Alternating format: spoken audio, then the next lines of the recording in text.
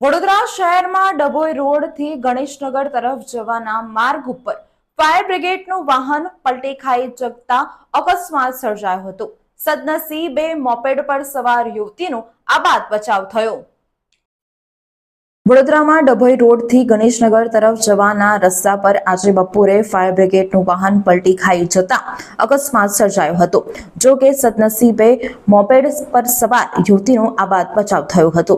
આજે બપોરે 2:15 રોડ પરથી પસાર થતું હતું ત્યારે ગણેશનગર 3 રસ્તા પાસે ડાબા હાથે વળાંક લેતા સમયે સ્ટીયરિંગ પરનો કાબુ નહીં રહેતા આખું વાહન પલટી ખાઈને રોડની સામેની સાઈડે ઊભું થઈ ગયું હતું। તે દરમિયાન ત્યાંથી પસાર થતી મોપેડ સવાર યુવતીનું વાહન નીચે ચબદાઈ ગયું હતું, પરંતુ યુવતી કૂદી જતા તેનો આબાદ બચાવ થયો હતો। યુવતીની આંગળી પર સાધારણ ઈજા થઈ હતી। બનાવના પગલે લોકોના ટોળા ભેગા થઈ ગયા હતા। બનાવ અંગે પોલીસે કાયદેસરની કાર્યવાહી હાથ ધરી છે।